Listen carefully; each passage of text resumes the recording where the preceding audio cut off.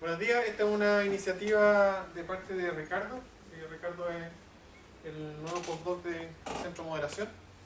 Él es un chico muy activo y propuso reunirse justamente con la gente de informática en particular para ver cómo podemos colaborar y atraerlos hacia nuestra área y desarrollar tesis y proyectos, etc.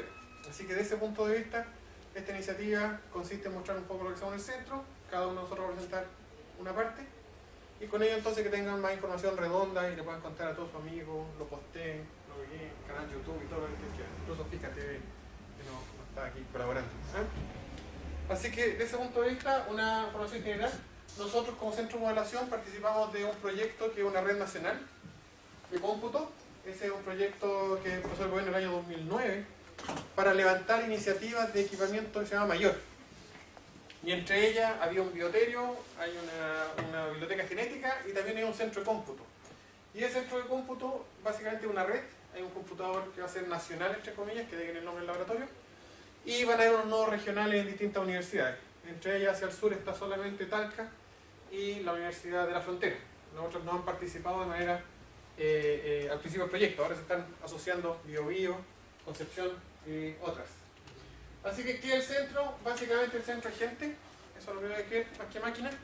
¿Quiénes son la gente? Por un lado, un grupo de profesores que tiene como propósito, digamos, aprovechar las capacidades de computación, las capacidades de modelamiento y hacer desarrollos nuevos.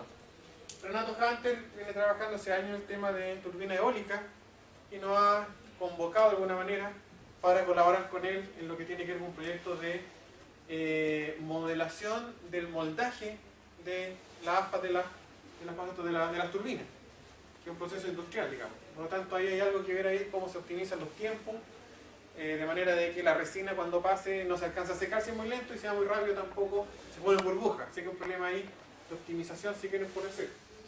Con César San Martínez estamos trabajando en dos proyectos ahora, relacionados más con la parte agrícola, que tiene que ver con reconocimiento de patrones, básicamente poder identificar en base a imágenes, información por un lado, y por otro lado tiene que ver con desarrollo de modelos de optimización básicamente en el agro. Con Robert Guzmán un poco más lento, hemos estado trabajando en un tema relacionado con su área de fotónica, con un par de tesis hace ya un tiempo, y también con aplicaciones al agro, que es algo bastante más fácil de hacer por el fondo. Con Walter, Walter Diente trabaja como buen modelador, trabaja por su lado en la área más de economía ambiental. Él tiene una colaboración con la Universidad de Concepción bastante interesante, y un proyecto anillo incluso. Y yo que llevo ya aquí, creo que mi cuarto año de director, y no creo que me saquen muy loco, pero ya tendré que dejar el cargo porque las cosas también hay que rotarlas.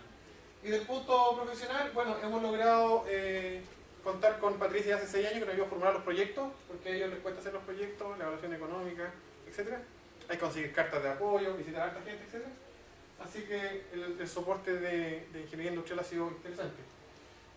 Rafael del año pasado está colaborando, si no me equivoco, con el clúster, así que él es parte clave en lo que tiene que ver con administración, cuenta, instalación de software, y algunos testing que estamos empezando a hacer. Don Guillermo nos ha ayudado también con la sala de computadores y mantener las cosas funcionando, y obviamente el soporte administrativo de la secretaria como centro todavía. Como centro ella tiene que trabajar para nosotros dentro de su contrato, de sus horas que tiene, impresor. Editen eso. Entonces, el equipo básicamente, desde el año 2002 que hay equipamiento distribuido en la universidad. Empezamos con un clúster llamado Troquil también, por eso le damos el nombre, 16 PC. Después se pasó a un equipo SGI de 20 core, y ahora el año 2012 realmente logramos conseguir como la primera compra de la red de laboratorio también un Altix renovado, que consiste entonces en 8 cores de 12, que generan 96 cores Sandy Bridge, son de última generación ese año, era el primer equipo que se instalaba en Latinoamérica, y hay que hacer testing, es un problema electrónico, ¿no? Que funcionar, etc. Y tiene un arranque envidiable, más me lo piden por el arranque por los cores, de 192, que permite entonces correr rápidamente trabajos que requieren mucha información. Y ahí uno de repente no sabe cuántos ramos ocupa, y es momento. También el año 2013, después de muchas largas discusiones, se lanzó la lista de los computadores más rápidos de Latinoamérica por primera vez, y logramos postular y quedamos en lugar séptimo, lo cual nos ha dado una buena visibilidad ¿ah? Me llamaron hace como 2 semanas por el mercurio, nunca me pescaron, no sé si sacó el reportaje, pero por lo menos aparece una, uy, tío, la Chile está bien, pues ¿quién más está de Chile? ¡Ah! La UFRO. Ay, ¿y nadie más del país? Nadie más del país. Es una lista, uno tiene que postular, etc. Así que desde ese punto de vista esperamos que aparezcan más equipamiento nacional, porque esto, o sea, nacional sí, porque esto ayuda a que el tema sea importante. ¿Dónde se está trabajando? ¿Quiénes están trabajando? ¿Para qué lo usan? Entonces las listas son importantes en ese sentido. Como un computador mandado a hacer, tiene una licencia pagada de Linux y tiene asociados también los compiladores Intel que para algunos casos son súper eficientes en la hora de desarrollo y test. ¿Qué estamos haciendo? Estamos haciendo cosas de simulación molecular, básicamente. Estamos haciendo cosas de modelación de nanotecnología, que vamos un poco más adelante. Y seguimos haciendo pruebas porque sigue llegando gente preguntando cosas. ¿Ah? Así que desde ese punto de vista, eso. Así que ahí se van a dar cuenta que entre la instalación y la marcha blanca pasó su tiempo. Pasó su tiempo. ¿Quiénes son el equipamiento? La gracia de la tecnología SGI, que es como tiene un sistema de comunicación bastante rápido, hace que uno pueda ver toda la RAM junta y por lo tanto esto puede escalar hasta que dé básicamente el ancho y eso puede ser hasta 64 teras de RAM, lo cual es bastante interesante para aplicaciones porque en el fondo el equipamiento se comporta como un PC para efectos prácticos, el usuario lo ve transparentemente como un super PC, digamos, y eso ayuda a que sea más fácil el uso, que no sea necesario que haya mucha gente operándolo o tener que pasarle que alguien corra los programas y vea cómo corren. Desde ese punto de vista, la arquitectura es básicamente un trampo de arquitectura de servidores, así que tiene básicamente un esqueleto. Hay un sector de memoria por detrás para la comunicación y son blades que uno puede ir ajustando dependiendo de lo que necesite. Y desde ese punto de vista uno puede armarlo con piezas. Entonces una pieza puede ser la conexión a la PCI, otra puede ser una conexión con una GPU que hemos conversado, otras tienen justamente los 2 cores, digamos, que tenemos, etc. Así que desde ese punto de vista, el disco duro, uno puede armar la máquina a gusto y por lo tanto adecuarla a sus necesidades. Y en este caso, como centro de cómputo, lo que hemos hecho es tener una máquina base con harta RAM, conectada. ¿Qué es lo que se ha trabajado? Eugenio Fogel, desde que teníamos Cluster el tiempo que anda haciendo cosas, y ha venido haciendo simulaciones masivas, distribuidas. Llegó Cisterna hace un par de años, 2-3 años, y empezó a hacer modelaciones de grafeno, entonces tiene una estructura atómica, y básicamente lo que hace es girarla y ver bien la interacción y calcular esos puntitos. Así que también son cosas de modelación atómica. Robert Bumbano hacía las cosas óptica cuántica, en el fondo hay un problema ahí de la cantidad de combinación de estados que puede tomar esto y calcular las distribuciones de cómo se van separando los fotones de distintas capas. Y Walter Levé también pareció del mismo equipo de Fogel. Lo que hacen son simulaciones de percolación que toman distintas configuraciones de átomos e intentan hacer pasar de un lado a otro, conectarlo, por lo tanto prueban las combinaciones de los caminos posibles y calculan una energía y para eso hacen altas combinaciones de configuraciones que pueden ser básicamente mallas de 8×8, etcétera, en plano y también en 3D. También hemos colaborado y también en tesis de posgrado. Y Pablo Díaz, que llegó hace el año pasado básicamente, que está haciendo también simulaciones, lo que se conoce como átomos fríos. Por ejemplo, ahí usted tiene una nube de átomos y de repente se provocan estos como túneles. Entonces la pregunta es de nuevo, ¿bajo qué condiciones se producen los túneles, tamaño de los túneles, oscilaciones, etcétera? De la parte de informática hemos colaborado básicamente con el doctorado de biología molecular y recientemente ya tenemos bastantes resultados concretos. Por un lado está la parte clásica que es la simulación de proteínas, en la cual uno anda buscando bien cómo se configura una secuencia. Estas están basadas algunas en experimentos, ¿cómo se llama esto? Espectroscopía de rayo X, en el cual uno realmente le saca una foto a las proteínas que se pueden dejar fijas. Entonces como que la pegan así, le saca una foto. Y lo que pasa es que como eso es caro, hay muchas proteínas que no tienen esa foto, entonces uno le busca una foto parecida, digamos, como los dibujantes. Entonces uno busca estructuras similares y forma las estructuras que la modifica para ver cómo funcionan y ve bien entonces cómo se comporta. Y con esto entonces es un modelo inicial para después hacer lo que se llama el binding, que en el fondo es ver bien cómo ciertas moléculas se pegan a la proteína. Y eso también va para diseño de fármacos. Fármaco es una molécula que se pega a una proteína y cambia su funcionalidad. Estamos haciendo recientemente, a partir del año pasado, empezamos a trabajar básicamente con Oscar en lo que tiene que ver metagenómica, que en el fondo no tiene redes de genes y quiere ver cómo ella interactúa, así que hay harto de trabajo de discretos, digamos, que son mucho más de ecuaciones diferenciales discretos. Y lo otro que también tiene que ver con algo parecido a esto, que tiene que ver también con secuenciación de genes y detección de genes de comunidades. Aquí hay una comunidad de... Bueno, sí, fácilmente, sí. Créanme por ahora. Esto no es una comunidad, pero tengo dos estados, veo los genes y veo qué genes realmente son los que se activan o no se activan. Este es un experimento en el cual se está estudiando en el helecho, en el cual el helecho tiene una gran capacidad de regenerarse. Bajo condición de estrés de humedad, le falta agua. El helecho sigue vivo, no se muere, digamos, como Gilberto. Y después se recupera, entonces la pregunta es, ¿cuáles son los genes que hacen que se recupere? ¿Cuál es la bioquímica detrás que hace que... Bueno, porque por lo tanto, si tengo esa información, puedo eventualmente estudiar otros fenómenos o hacer transgénica y ver algún tipo de nuevas plantas que pueda ver bien si funcionan o no funcionan. Si me gusta lo transgénico, no importa. Lo otro que llevamos haciendo hace ya bastantes años, con un proyecto FONDEF, es hacer simulación meteorológica. Hoy día me llegó el pronóstico, va a estar como hoy día, los próximos 2 días, por ejemplo. Y lo pudimos calibrar porque tuvimos en un proyecto una red de estaciones meteorológicas que hicimos una calibración local, lo cual el pronóstico nacional no lo hace. No lo hace todavía. Incluso el tipo que estaba a cargo del pronóstico es un tipo acá que estuvo acá salió de acá del DIS, que estaba trabajando en la dirección meteorológica. Así que, ¿qué es lo que estamos haciendo? Todavía seguimos enviando el aviso del A y el pronóstico. Hace como 2 semanas atrás, no había contado, me topó uno de las personas que empezó con el proyecto y todavía está llegando y estaba muy contento de que era bastante preciso todavía.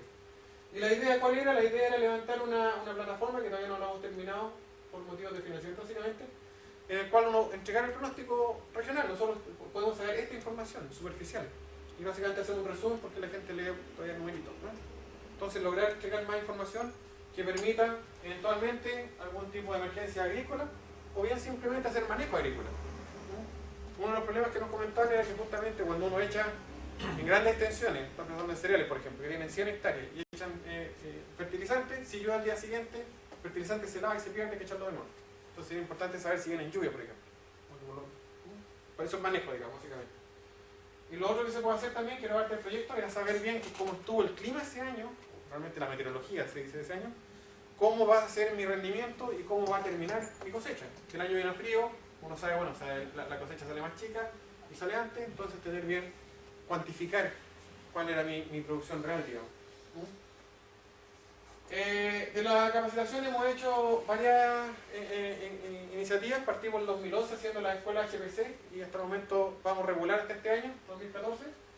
¿Y qué es lo que se ha hecho entonces? Es traer gente de diferentes universidades, tanto de afuera del país, mis colegas alemanes, como a nivel nacional, para que vayamos hablando del tema HPC. El año pasado partimos con una relación con la Austral, donde vino gente a hablar básicamente de una relación con Arduino. Y ha sido el tema nuevo que vamos a introducir que partimos el año pasado. Básicamente. Los otros hemos estado insistentemente haciendo cursos de programación paralela, que desde ya desde el 2008 empezamos los cursos de doctorado, que no hacemos para la escuela de verano posgrado, y hablando del tema, predicando, hablando, contando la historia. Y de a poco, cuando aparecieron ya los dual core, la gente empezó a despertar de esto, y ahora con los profesores multicore ya hay algo de más habitual y por lo tanto mucho más fácil que la gente le tome en cuenta. ¿Cómo nos evalúan a nosotros? Tanto en la facultad como los proyectos nos evalúan por indicadores. Nuestros indicadores son artículos científicos, que es un indicador duro para CONICET y para el Ministerio de Educación, mostrando que estamos haciendo ciencia de punta. Por otro lado, la difusión, que nosotros capacitamos gente de manera que haya más gente involucrada, como los presentes, que participen en tesis, que aprendan del tema. Y los otros tesis, ahí ustedes ven que estas 3 tesis son justamente tesis del doctorado de biología molecular, en las cuales se está apoyando el trabajo. Lorena realmente presentó ahora en abril, la semana pasada, su avance. Estaba bien contento con el trabajo del centro porque le sirvió el clúster para apurar sus cálculos, y el análisis necesita también apoyo para el análisis. Alguien que entienda el problema, no solamente corre el software, sino también analiza los datos. Y ahí se necesita gente que sirva como puente, tanto gente de modelación como gente del área de biotecnología. Y el número de proyectos que presentamos. Desde el punto de vista de los proyectos, como les comentaba, este Corfo está relacionado con optimizar y asesorar a los agricultores para que optimicen su producción de su terreno, digamos. Son gente de INDAP, un terreno de hasta como no más allá de 20 hectáreas. Y por lo tanto que maximicen su retorno pensando en qué planto este año. Si este año todos dicen plantemos cebolla, todos plantan cebolla, se va a un precio bajo, están por el suelo, etc. Entonces ver bien cómo el clima y su superficie permite que hagan distintos cultivos durante el año y hacer una programación. Esto es pura optimización. El proyecto el proyecto Corfo se terminó recién, en diciembre. Era básicamente lo que comentaba de las turbinas eólicas, de básicamente diseñar bien las palas y hacer una optimización de tanto de diseño como de llenado. El proyecto ¿cómo se llama? De este FONDEF está relacionado con desarrollar un ecobloque de hormigón. La idea es reciclar hormigón y por lo tanto hacer un bloque nuevo con hormigón reciclado, y hay que modelar entonces las propiedades mecánicas, térmicas y acústicas del bloque. O sea, ver si el bloque reciclado es tan bueno como el que se vende y si realmente puede fabricarse para un uso real, digamos. El bloque, la gracia tiene los bloques que son de alguna manera más multiuso y más baratos que un ladrillo, pero también hay diseño de ladrillo en ese sentido, que es un material un poco más complejo, digamos. Entonces hay que hacer toda la simulación, y ahí está Juan Manuel, que se acaba de titular, ustedes lo conocen, trabajando en este proyecto, así que ahí vamos a poder tener más información.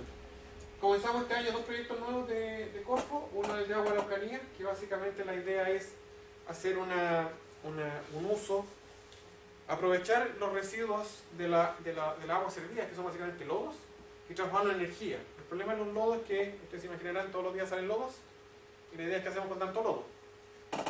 Solución clásica, hacer un vertedero, lo cual no está muy de moda, y por lo tanto llenar el vertedero hasta que se llene, y después otro vertedero, otro vertedero. La idea es que se transforme en un producto que sirva para energía. La idea es que el lodo se transforme en pellet. El problema del lodo es que tiene mucha agua, hay que secarlo. Y ese es el desafío, digamos, cómo hacer un secado eficiente de manera de poder producir un material combustible. Entonces el lodo, en vez de ser vertedero, se transforma entonces en un combustible y empezamos a ciclar. Así que ahí está. Y otro proyecto Corfo es con Agrosar, que básicamente la idea es que quieren desarrollar un sistema de medición en terreno de fertilización, que por lo tanto sea portátil y ellos tomen la foto en vez de mandar los ensayos como se hace habitualmente. Las muestras se mandan a un laboratorio que se demora varias semanas. La muestra tiene se hace una muestra homogeneizada. Entonces te dan un valor para toda la superficie y se ha mostrado insistentemente que la distribución de fertilizantes es variable en el terreno. Entonces, como lo actual es reducir la información, la idea ahora es expandirle, por lo tanto tener mapas de ¿cómo se llama esto?, de más rápido, por eso la idea de tecnología portátil, de poder sacar bien el nivel de nutrientes del suelo con imágenes. ¿Con quién trabajamos? Con cualquiera. Prioridad número uno del departamento. Como centro de modelación somos un centro que depende de la facultad, ahí me designa el decano, y tenemos que apoyar la investigación. Ya hemos estado trabajando con gente de ciencias químicas, gente de ingeniería química, física, mecánica, eléctrica, matemática. Nos falta el DIS, ¿no? Y por eso estamos acá, y completamos la lista básicamente. Nos han llegado consultas y colaboraciones con medicina. Hemos tenido un par de tesis con gente del BioRem, y también con la gente de agronomía en la parte de biomasa. Como le anunciaba a algunos compañeros, el próximo martes tenemos un evento en el Cerro de Saavedra de las 10 a las 2 de la tarde, en el cual vamos a hablar del tema de cómo utilizar biomasa para la co-combustión de plantas de termoeléctricas. Que las termoeléctricas usan carbón, la idea es meterle un poco de biomasa. ¿Cómo le metemos biomasa? Para que bajen la producción de gases de efecto invernadero y todo el problema que hay con la evolución. A nivel nacional tenemos una larga red de colaboradores, eso te demuestra que estamos poniendo los viejos. Con los otros llevamos desde el 2002 que teníamos colaboración en el tema HPC en el primer proyecto, con el Cristian Lazo, donde lo conocí cuando era niño. Concepción, tenemos colaboración en la gente de geofísica, en la gente de matemática, de ingeniería matemática, en la gente de economía. Lado de Chile en varios lados, y la lista empieza a alargarse. El BioBio, tengo que acordarme cuál de todo, y Valparaíso, la gente también de meteorología, la Católica del Norte, la gente de informática, la Santa María, la gente de informática, la gente de matemática, la gente de industria, también tenemos colaboración. La Católica en el tema del HPC, con la gente de astronomía, la gente de estadística y la gente de educación en algún lado, y no me acuerdo cuántos más. Internacional, básicamente los contactos con Brasil. Brasil es un país que queda cerca y tiene bastante que ofrecernos. Deberíamos declararnos Estado brasileño nosotros. Ahorramos bastante pasar al Estado federado. Si en algún momento Irlanda fue candidato para ser Estado de Estados Unidos. Es como el colonialismo al revés, ¿no? España, varios contactos con España en general, por el lado de proyectos, exalumnos, etc. Alumnos que están allá eventualmente, mis amigos alemanes, colombianos en la relación con los físicos, tienen ahí un link, alumnos que estudiaron acá en Chile, en Colombia y volvieron a Colombia, y los amigos cubanos que ustedes conocen de optimización, básicamente, que todavía algo tienen de contacto con la gente, ¿no? Los artículos no los voy a saltar porque eso no me interesa mucho. Y de las nuevas programaciones, básicamente, lo digo, se fortalece el área de agronomía con los proyectos y la gente de ingeniería eléctrica. Se fortalece la parte de residuos este año con 2 proyectos nuevos y más la venida de este experto. Este es un ingeniero realmente que traemos, experto. Estamos, si ustedes ven, transfiriéndonos ya más allá de la parte académica a la parte ya industrial, digamos, ¿no? Lo traemos por los profes. Esta es la próxima semana. En la parte de residuos, por un lado la construcción, por otro lado vimos la parte de lodo y en la parte de biomasa. Y ahora, como se llama esto, con la llegada de Ricardo, estamos trayendo a uno de sus colaboradores ahora en octubre, si funciona todo bien. Y Patricio consiguió también financiamiento para traer a su colaborador, así que estamos abriendo nuestras redes al lado informático de nuevo, extendiéndolas, digamos, por lo que ya estamos haciendo. ¿Ah? Básicamente, como Pérez y Ricardo en el área de GPU, que sería como, digamos, un proyecto como microprocesamiento, o más cercano, procesamiento distribuido más micro, digamos. Y por lo tanto hay ciertas aplicaciones en las cuales se requiere más cantidad de cómputo, pero más simple. Y esa es la gracia de la GPU, digamos. ¿Ah? Y ya ha mostrado ser bastante exitosa en cierta área, pues como todo. Y como espero trabajar con él, así que vamos a tener una buena conversación. Esto va a ser en la semana del 20 de octubre. Le aviso de antemano, estamos realizando eso. Y Ben trabaja en sistemas distribuidos, algoritmos, y ahí eso también nos va a ayudar en la parte de programación, básicamente, y veremos ahí cómo nos colabora. Le dije también que si venía acompañado podríamos eventualmente incluirla en el programa. Sí. ¿Mm? No sé qué haría en particular, pero igual es una vuelta, una charlita, etc. ¿Ah? Porque viene con su señor y también informática, pero no me contó. O sea, no la invitamos ya todavía, pero eso, aprovechando que la trae igual, así que nos ahorramos un pasaje. No es broma, nos ahorramos un pasaje y ¿cómo se usa el clúster entonces? Básicamente estamos este año intentando con Rafael lograr que nuestros usuarios, que son pocos pero intensivos, se acostumbren a usar el sistema de encolamiento, de manera de que no dejen el clúster parado cuando no lo usan, sino alguien más puede usarlo. Entonces hace una larga cola de trabajo. La idea es que ¿cómo se llama esto? Que hay una jerarquía de uso. En primera parte uno hace unas pruebas, si la máquina le sirve, si la máquina tiene el software adecuado, si se puede incluir o no. ¿Ah? Corre en la máquina básicamente, primera parte. Y con eso vamos a hacer una prueba a ver cuánto voy a necesitar de recursos. Cuántos core, cuánta RAM, cuántos discos. Y con eso uno dimensiona el problema. Después de eso entonces, uno dice, ¿sabes qué? Me voy a necesitar tanto, y con eso entonces uno habilitaría una cuenta para que la gente lo use. En diciembre, por ejemplo, le dimos cuenta a toda la red nacional y solamente la gente de la Universidad de Santiago empezó a usar la máquina y la usó más que para testing. ¿Ah? O sea, le quedó gustando por ejemplo. ¿Ah? Entonces, desde ese punto de vista, está bastante contento que les sirva para lo que están haciendo, porque esa es la idea de la red. ¿Ah? Y hay se saltaron este paso, pero ahí estamos conversando, ¿eh? Porque en algún momento la máquina empieza a hacer una especie como de sistema en red. Entonces parte con un procesamiento, después dos, y después empieza a multiplicarse, ¿no? Y se llena de procesos, y la máquina entonces se ocupa, y de los otros que están trabajando, se quedan si no están encolados, empiezan a colocarle más lenta a la máquina, así que empiezan a quejarse, y la máquina está más lenta, etc. Y la idea era básicamente ocupar máximo la mitad de la máquina por usuario, es suficiente. Pero hasta el momento, como son pocos, todavía estamos bien. El usuario número 1 es el Cisterna, que le ha sacado el cubo. Está Pablo Díaz poniendo cosas, Juanito Carrillo cosas, la gente de la Universidad de Santiago, y se me olvidan 2 o 3 más, el Giovanni también, que a veces fue para Talca. Así que tenemos por ahí como un alrededor de más allá de 10 usuarios intensivos, como 5 usuarios intensivos. Prioridades, gente que quiere sacar paper, como lo piden por paper, bienvenidos a los papers, para todos. Si van a hacer algún tipo de proyecto, entonces que hagan algunas pruebas si les va a servir el software o la máquina. Por ejemplo, los proyectos estos de búsqueda de genes. Básicamente el servicio se paga como por 1,5 millones, 2 millones de pesos en el extranjero para que te hagan el procesamiento, entonces acá lo podríamos hacer acá nosotros. Y eso entonces nos diría que tiene que ver bien si funciona y cuánto nos va a requerir. Posgrado también no yo, porque también genera artículos. Si podemos hacer algún tipo de capacitación con el equipamiento, por ejemplo, una vez prestamos el equipo el más viejo, lo prestamos en la Universidad de Santa María para hacer un curso de programación OpenMP porque no tenían máquinas con OpenMP, era todo muy distribuido. Y después todo el que sea ojalá socio la UFRO. Y socio significa que la UFRO se beneficie con ello, que no sea solamente usar la máquina y dar la gracia. Así que ahí no trae gente. Por ejemplo, a la gente de la Santa María, de la Santiago, me gustaría que vinieran a hablar de lo que hicieron y eventualmente ver si con ellos se puede colaborar. Así están haciendo redes. Y eso básicamente el trabajo del centro como macro. Consultas, preguntas. Está asombrado. Quedó choqueado. Así que eso básicamente. ¿Te toca a ti, Patricio? Ya. Bueno, yo aparecí en una de las diapositivas al final, como está, ponía mi nombre, Andrés.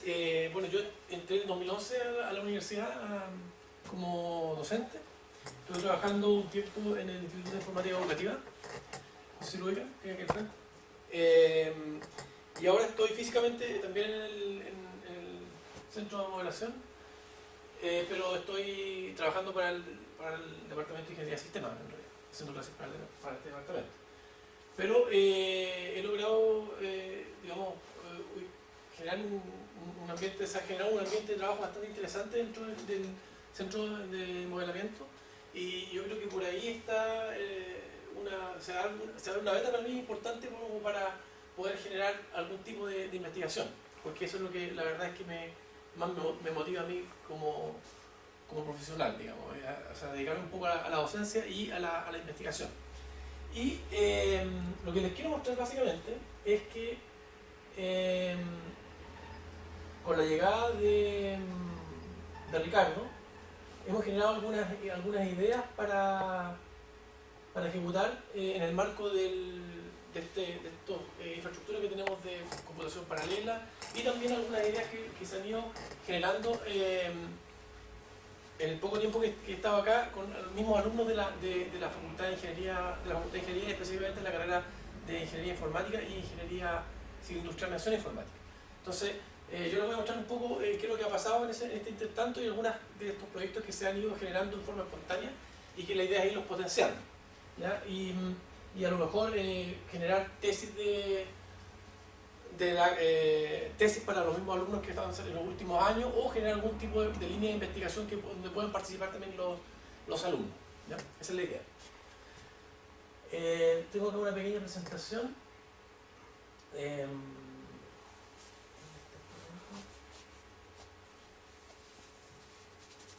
Acá.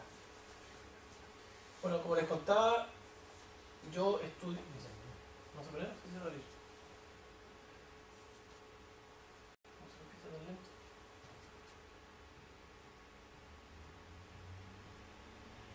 ¿La tuya?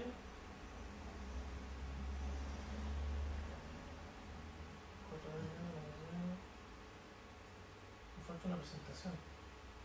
Acá está. Ahí sí. Bueno, yo salí de esta universidad, estudié Ingeniería Civil Industrial Mención Informática, y después me fui un tiempo a perfeccionarme a Alemania, donde obtuve un título de doctor en el área de la ciencia de la computación, ¿ya? Como el tema básicamente de mi tesis está relacionado con el tema motores de búsqueda, que formalmente en inglés el tema se llama Information Retrieval o recuperación de información, ¿ya? En esta tesis la idea era demostrar que, por ejemplo, ustedes saben que cuando uno busca información por ejemplo en Google o en un buscador de estos que tienen ustedes en el computador, lo que hace es buscar en base a la frecuencia de las palabras que están en ese documento. Entonces, la idea que en este caso se propuso en esta tesis era, aparte de la frecuencia, buscar cómo puede contribuir también la posición que tenían estas palabras en el documento como para mejorar el rendimiento de estos motores de búsqueda. Esa era básicamente la tesis. En ese aspecto queríamos retomar el tema con Ricardo y tratar de continuar esta idea e integrar todo lo que es programación paralela para este tema, ya que la propuesta esta, a pesar de que mejoraba la relevancia, o sea, el ranking de relevancia, el costo de procesamiento era muy alto. Entonces la idea era, de alguna forma, ocupar el clúster o las GPUs que se van a comprar ahora en el departamento para poder ver si es que esta idea de esta tesis puede ser aplicada en forma real en un sistema de búsqueda en línea, digamos, ¿ya? Cosa que yo no pude hacer porque estos cálculos que estaban acá requerían mucho tiempo, entonces no pude, lo hice en laboratorio solamente. Entonces yo demostré que funcionaba bien, pero solamente con pocos datos y en laboratorio, o sea, no en un motor de búsqueda real. Entonces la idea era de alguna forma integrar esto con lo que tenemos acá de la tecnología de procesamiento paralelo para poder ver si es que esto también funciona en una aplicación real. ¿Ya? Eso por un lado.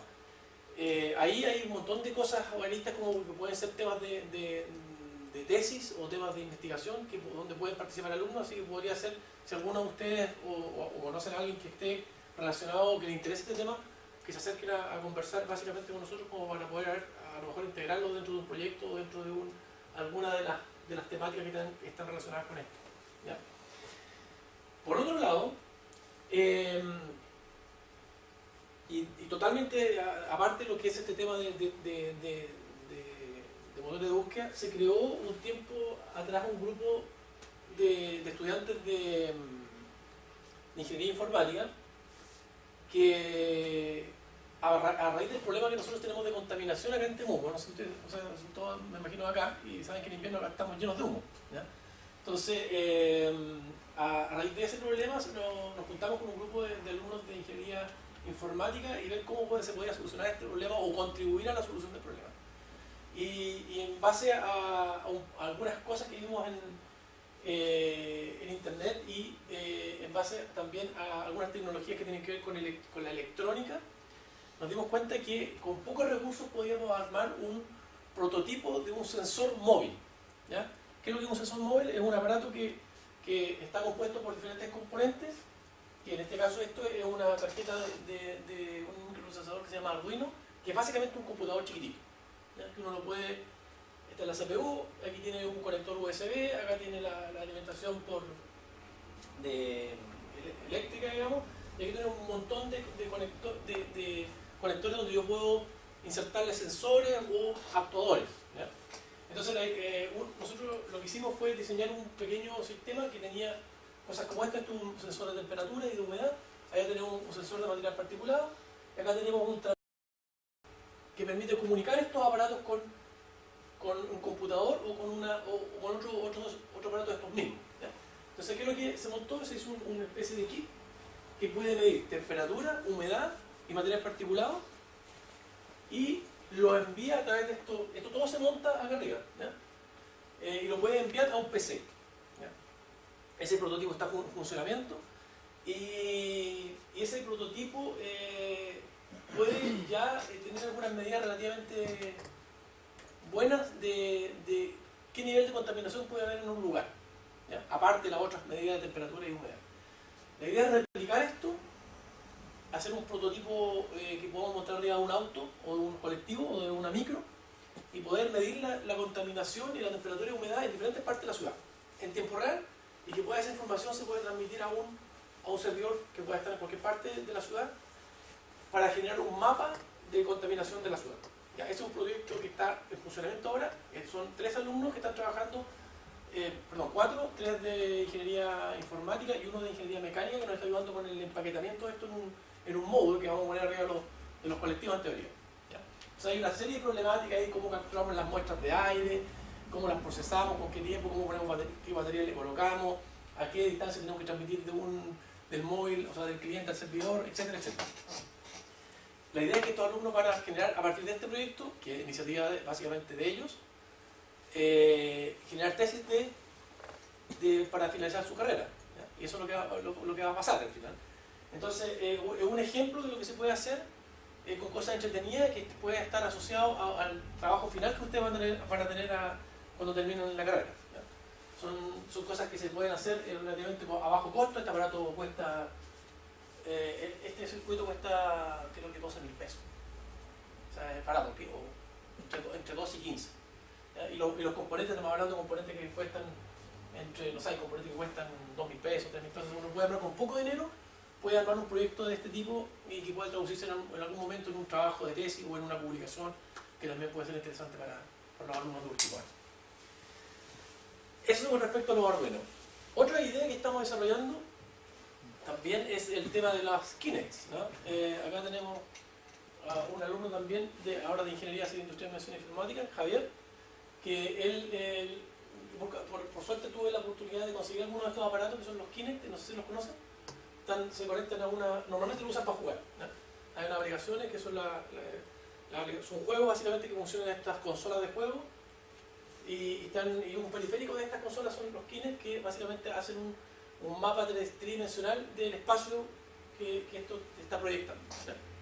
Entonces, uno puede, en base a ese mapa, que es básicamente una nube de puntos, puede generar aplicaciones como juegos de deporte, etcétera, etcétera, que están bien difundidos ahora último, son los últimos que se está haciendo en juego, digamos, que son interactivos y uno los manipula con el cuerpo. Pero, bueno, aparte de esto, le voy a contar que esto trae una serie, no solamente una cámara normal, sino que trae lo que genera la imagen 3D, es un proyector de infrarrojo que envía un haz infrarrojo y este rebota y lo captura una cámara infrarroja acá.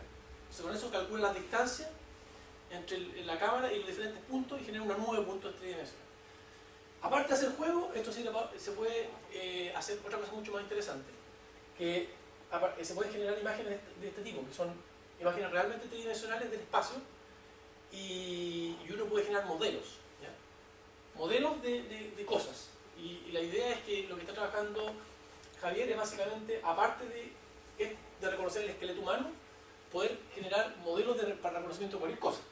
O sea, ahí pueden haber muchas aplicaciones. Por ejemplo, estamos viendo que si hay problemas, por ejemplo, en la pesca, perdón, en la pesca no, sino que el cultivo de salmones, donde ellos se preocupan de ver el tamaño de los peces, la forma, etc., y lo tienen que hacer con fotografía. Si nosotros pudiéramos lograr insertar esta cuestión dentro de estas contenedores donde están todos los peces y poder ver cardúmenes o ver tamaños de peces, sería una cuestión fantástica que a ellos les interesaría mucho. ¿Ya? En una de la oportunidad de una conferencia donde hablé con un tipo dijo que esa cuestión sería pero fantástico, pero que no existe todavía. ¿Ya? Y hay algunos que han intentado meter la cámara que está debajo del agua, pero no sé si le ha funcionado porque ahí la cosa es distinta en el medio, en el aire o debajo del agua, no sé si esto funciona, pero es una cosa que se podría probar. ¿Ya? Entonces aquí hay un tema bastante amplio que se puede también ser parte. Javier va a hacer su tesis en esa cuestión, en esto, está trabajando en esto ya en forma paralela, tratando de ver cómo funciona, cómo poder obtener estas imágenes para procesarlas después para hacer modelos de reconocimiento, y eso es lo último que está trabajando él actualmente. Antes estuvo probando el esqueleto, efectivamente se puede reconocer el esqueleto, las partes del cuerpo, y uno puede hacer programas para eso en forma relativamente rápida. ¿Ya? Y sí. Así que otro tema que puede ser interesante para que alguien de ustedes pueda en algún momento trabajar en esto, o si les interesa, o hacer un trabajo de tesis o publicar algo en algún momento si es que les interesa el área más académica. ¿Ya? Por último, les voy a contar que también este año estamos terminando un proyecto FONDEF que se nos adjudicó el año pasado. ¿Ya? Es un proyecto FONDEF que está relacionado, donde se relaciona la informática con la educación. ¿Ya? Partió en el Instituto de Informática Educativa, pero yo me lo traje para acá, así que lo estamos ejecutando acá dentro del Departamento de Sistemas. Y estamos trabajando gente de informática educativa, gente de electrónica y de acá, del TIS. Entonces, la idea aquí es, de alguna forma, potenciar las nociones de espacialidad. ¿Qué es lo que es las nociones de espacialidad? Es tan simple como saber qué es lo que está a la derecha, qué está a la izquierda, adelante, atrás, arriba, abajo. Uno piensa que son cosas de su novia, pero en realidad es que no son tan obvias, porque generalmente hay mucha gente, incluso gente mayor, que le cuesta distinguir entre la izquierda y la derecha. Y eso se produce porque en la formación, cuando uno es pequeñito, si eso no se trabaja bien, genera un problema después de conceptos cuando uno es más adulto. ¿Ya? Y eso se traduce a veces en problemas tan complejos como la dislexia o la disgrafia. ¿Usted sabe lo que es la dislexia? Sí, la dislexia es cuando los niños confunden las letras. ¿Ya? Entonces, por ejemplo, la B con la D. Y efectivamente está relacionado con un problema de lateralidad, porque la B es si usted la refleja en el otro lado, la D es una B invertida, reflejada. Entonces, se ha demostrado empíricamente que los problemas de espacialidad, derecha, izquierda, arriba, abajo, adelante, atrás, generan también algunas, o contribuyen también a la conceptualización de ideas matemáticas y de la lógica matemática en general. ¿Qué quiere decir eso? Que el niño que tiene problemas de espacialidad probablemente también va a tener problemas con las matemáticas y con la lógica. ¿Ya? Incluso hay un conjunto de disciplinas que se llaman disciplinas STEM, que tienen que ver con la ciencia, la tecnología, ¿sabes? La ingeniería y la matemática. ¿Ya? Y está demostrado que los niños que tienen problemas de espacialidad no les va muy bien en estas disciplinas. Está demostrado empíricamente. Incluso, cuando ustedes se quieren ir a trabajar a Estados Unidos, por ejemplo, ¿ya? Cuando ustedes hacen la visa, les hacen, los norteamericanos favorecen a gente que trabaja en estas disciplinas para entrar al país. Porque estas disciplinas son las disciplinas que tienen que ver con el desarrollo de las tecnologías del futuro. ¿Ya? Todo va a funcionar en base, o sea, no todo, pero la mayoría de las cosas van a funcionar en base a esta disciplina. Entonces, es importante que los niños sean de alguna forma reforzados en sus nociones espaciales cuando son pequeñitos. Y para eso, nosotros construimos una especie de juguete que le pusimos IDIO, que consiste en un dron, que es este aparato que está acá, que vuela, ¿ya?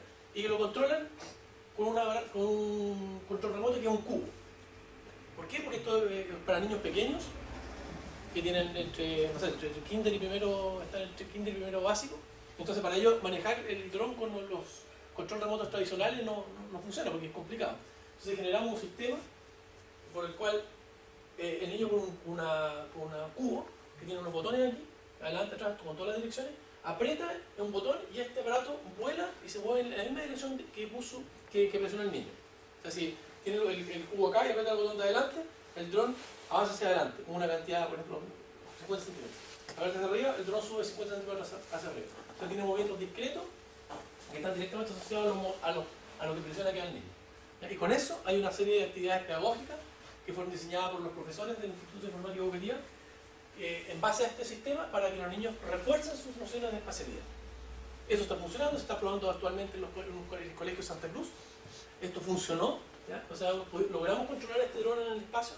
Esto funciona en base, aquí hay una cantidad de tecnología bastante importante. Este aparato se ubica en el espacio a través de una cámara, ¿ya? Tiene una cámara frontal y una cámara de abajo, digamos, inferior. Nosotros movemos la cámara frontal y este aparato hace un mapa del espacio y se puede ubicar en el espacio. Sabe exactamente en qué posición X y Z está. Entonces, por eso es que yo le mando un comando hacia la izquierda y se mueve un metro hacia la izquierda. Este proyecto está ahora finalizando. Tenemos varios alumnos trabajando con nosotros como ayudantes y como tesistas. Así que también son oportunidades que van creciendo a partir de los proyectos que estamos desarrollando, que vamos a seguir postulando y haciendo cosas a lo mejor en esta misma línea. Así que si les interesa también podría generarse algún tipo de trabajo en conjunto con informático en esta misma línea. En general, eso es lo que en este momento yo estoy haciendo, trabajando, como les decía, también con Ricardo ahora iniciando algún tipo de actividad para poder potenciar el tema de los motores de búsqueda y computación paralela, y una serie de cosas que pueden ir saliendo durante el intertanto, digamos, dependiendo de la postulación a los proyectos que hagamos este año. Así que yo los invito a los informáticos que están por acá presentes que si tienen interés en hacer cosas de este estilo, interesantes, aplicadas, que tengan que ver con tecnologías nuevas, se acerquen a nuestras oficinas para que veamos la posibilidad de si pueden apoyar alguno de estos proyectos, tanto de la parte de computación paralela como de lo que les acabamos de mostrar acá. Así que, o para que le cuenten a sus compañeros a ver si les interesa. Esa es la idea. La idea es generar básicamente trabajo de tesis y que puedan generar idealmente alguna publicación. O sea, publicar esto no es fácil, pero se puede. Y no se trata de que publiquen ustedes solos, sino que le apoyen al trabajo del profesor para poder publicar algún tema interesante relacionado con alguna otra cosa. Eso. Así que lo dejo ahora con Ricardo.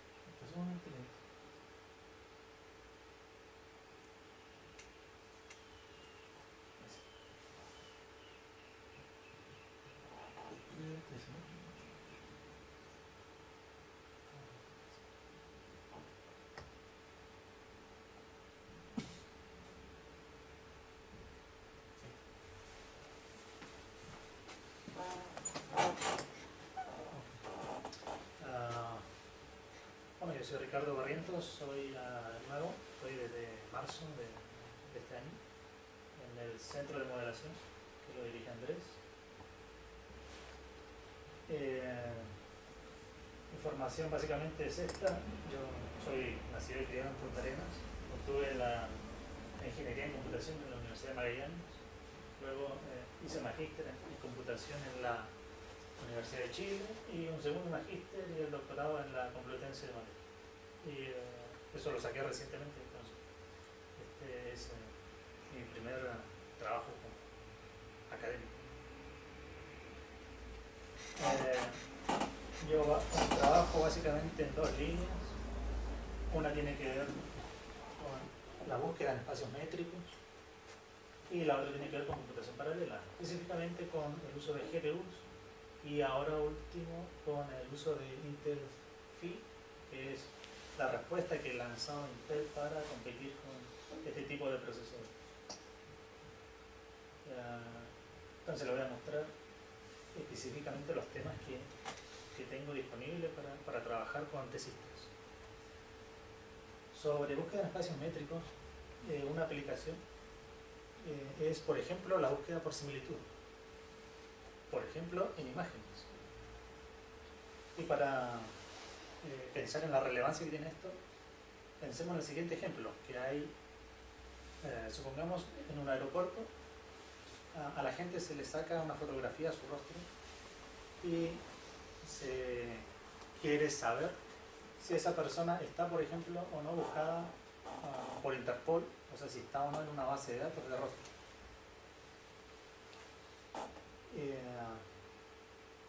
En ese sentido, por un lado, tienes que tener tu base de datos con estos objetos multimedia, que en particular las imágenes tú las puedes modelar como si fuera un vector. Un vector que tiene varios descriptores dentro. Bueno, en este caso en particular, para que lo veamos, cada uno de estos puntitos representaría una imagen. Luego hay que definir una función de distancia para saber cuán similar es un objeto a otro. Pero todos los algoritmos que se desarrollan en esta área pueden ser utilizados con cualquier base de datos que cumpla con estas propiedades, donde la función de distancia tiene que cumplir con las propiedades de positividad, simetría y desigualdad triangular. Y eso es suficiente para aplicar las soluciones que se proponen en esta área. Entonces, el problema es que estas bases de datos son de gran tamaño y además la evaluación de distancia entre dos elementos es una función costosa. Por lo tanto, se hace necesario utilizar un índice intermedio, que es una estructura de datos que permite no comparar toda la base de datos contra un objeto consulta por cada consulta entrante. Es decir, permite hacer un filtro y acceder solamente a ciertas regiones de la base de datos.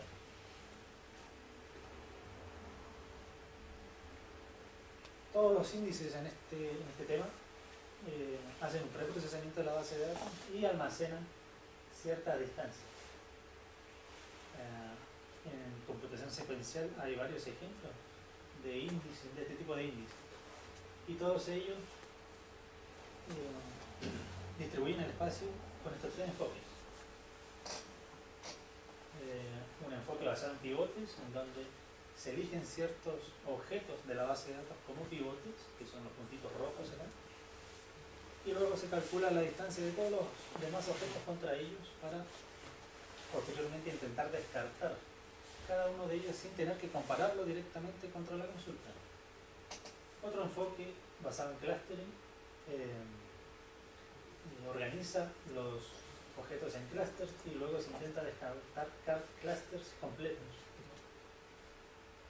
Otro enfoque particiona con particiones de Born al espacio y luego esto se aplica recursivamente a cada una de las partes. y luego se intentan descartar áreas completas.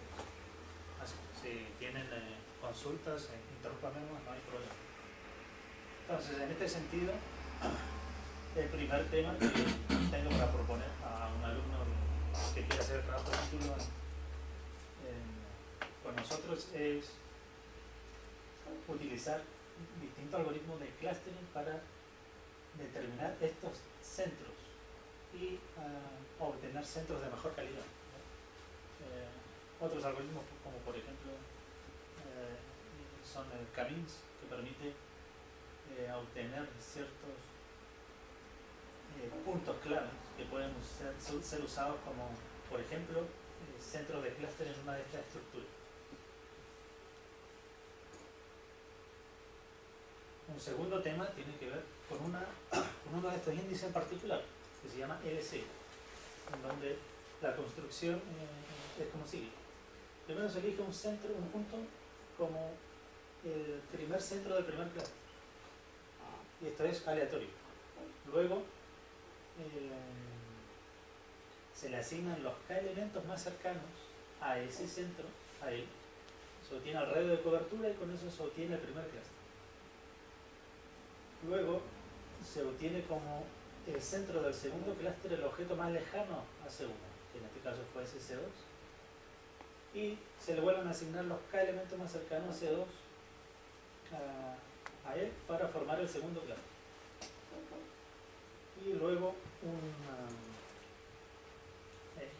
el siguiente o los siguientes centros de clúster son aquellos que maximizan la suma de todos los centros previos. En este caso se eligió C3 y se alcanzó a cubrir toda la base de datos. Entonces, al momento de la búsqueda pueden pasar tres casos, que es cuando la bola de consulta intercepta uno de estos clústeres. El clúster no puede ser descartado y se comparan sus elementos contra la consulta. Otro en donde la bola de consulta está completamente contenida en un clúster y el algoritmo de búsqueda puede ser detenido en ese instante por las características de la construcción, o en donde simplemente no hay intersección y este clúster completo y todos sus elementos son descartados. Entonces, en este sentido, sobre este índice en particular, que es un índice rígido, no permite una reinserción, es proponer el algoritmo de reinserción porque últimamente ha sido muy utilizado, porque ocupa muy poco espacio extra en disco este índice. Luego, con respecto a computación paralela y con respecto a las GPUs, que son estas tarjetas NVIDIA, que una de las características que tiene es que tiene muchos núcleos pequeños. El último modelo tiene 1500 núcleos aquí dentro. Pero son núcleos no como los de Intel, que ejecutan cualquier cosa, sino que estos ejecutan un número más limitado de instrucciones. Pero son muchos, entonces en rendimiento, el rendimiento es mejor que un procesador Intel. La GPU se modela como un coprocesador de la CPU, en donde la CPU tiene el control y la CPU es la que lanza funciones que se van a ejecutar sobre la GPU por un número determinado de hilos. La GPU tiene su propia memoria aquí y solamente lee y escribe a su memoria, no a la RAM del computador, ¿no? Por lo tanto, cualquier dato que deba leer la GPU tiene que copiarse previamente a su memoria, y para rescatar los datos igual tiene que copiarse de vuelta. Entonces, aquí en el tutorial de programación sobre las GPUs, en las primeras páginas aparece este gráfico donde muestra la cantidad de operaciones en punto flotante por segundo que obtienen las tarjetas NVIDIA, que son las en verde, contra los procesadores Intel, que son las de celeste y azul, para precisión simple y precisión doble. ¿Y por qué? Principalmente porque la GPU otorga mayor cantidad de transistores solamente al procesamiento matemático, que son las celdas verdes, en vez de darle más prioridad a caché o al control de instrucciones. Y en este sentido, sobre GPU, el primer tema tiene que ver con la solución de consultas KNN, en donde se tiene una base de datos, se tiene una consulta y el resultado es los K elementos más cercanos a la consulta. Y como ven aquí, es posible que haya más de una respuesta posible.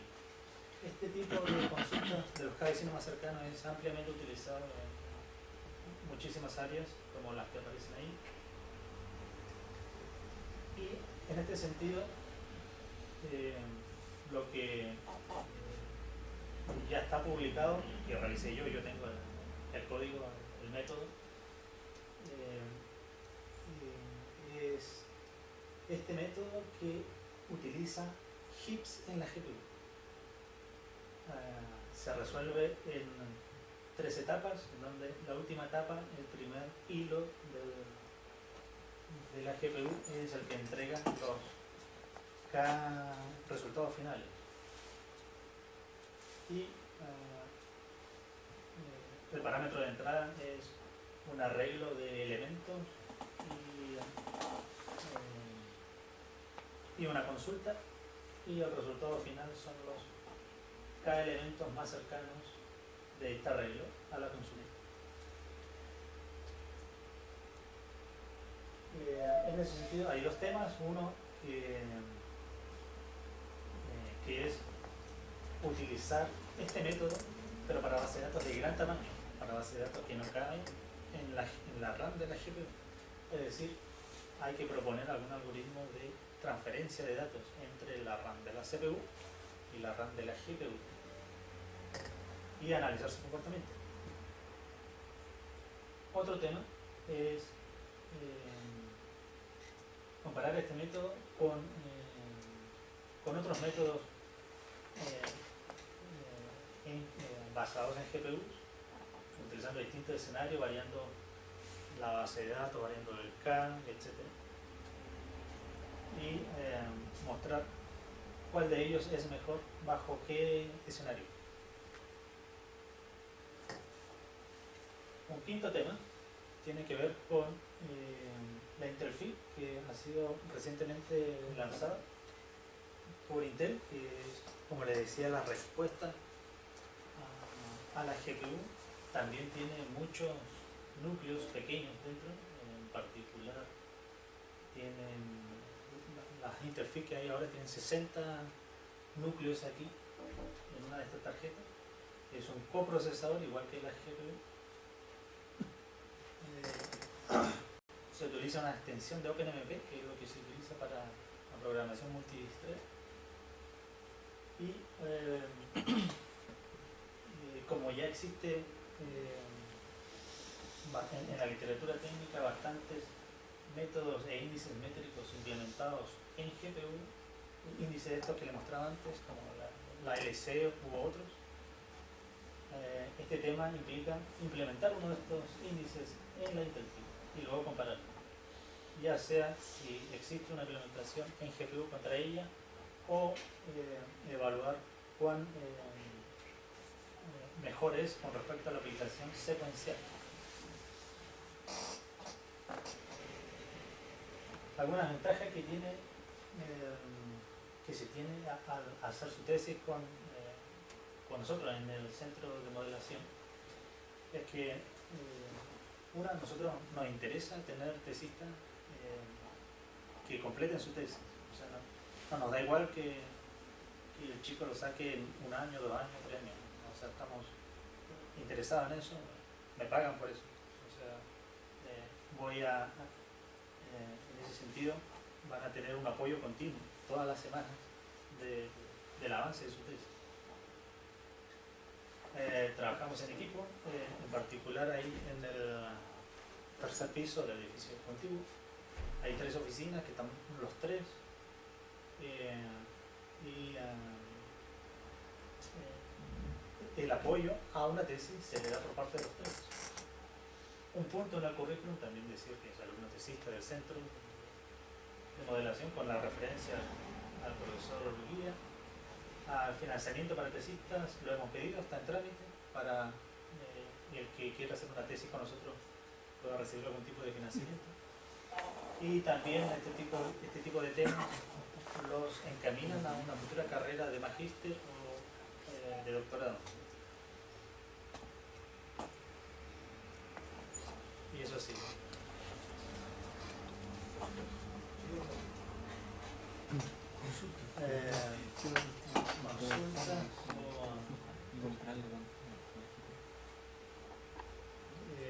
También está preparado un cóctel ahora. Ahora que terminemos, la idea era mostrarle dónde está la habitación donde está instalado el clúster, que está aquí en el edificio contiguo, y luego explicar un poco unas cosas en el cóctel. Sí. ¿Cuál es el rendimiento? ¿Ocupan teraflops para la GPU ahora, no? ¿Tienen puntos flotantes? ¿Cómo se mide el rendimiento de la GPU? Uno le puede obtener un speed, una aceleración, o sea, con el tiempo de ejecución. Tú puedes saber cuántas veces mejor es tu algoritmo paralelo con respecto a tu... Se crea esa velocidad. Sí, eso es una computación paralela en general. El speed los clases están los teraflops, sí, está el benchmark que utiliza Top 500, que básicamente es capacidad de cómputo en base a un benchmark, digamos. No sé si hay benchmark en GPU, por ejemplo. Sí, claro. Pero en este sentido de las propuestas de tesis, es... No, me voy a pasar a comparar, porque hay que comparar la Intel Phi con la Tesla, supongo que la Maxwell, entonces de alguna manera hay que tener una manera de cómo se comparan. Y como Intel estaba pensando, yo me acuerdo del proyecto este del 2008, lo vi yo, el proyecto de los 100 cores en esa época. Cuando sacaron los Atom, estaban sacando los Atom, le iban a juntar 100 Atom, le hicieron un procesador con estos cores, ¿no? Es viejo la idea, digo yo. Yo la vi ya en una caja, me acuerdo de visto 100 cores juntos, lo estaba mostrando, así que me imagino que ese fue el desarrollo de Intel Phi previo.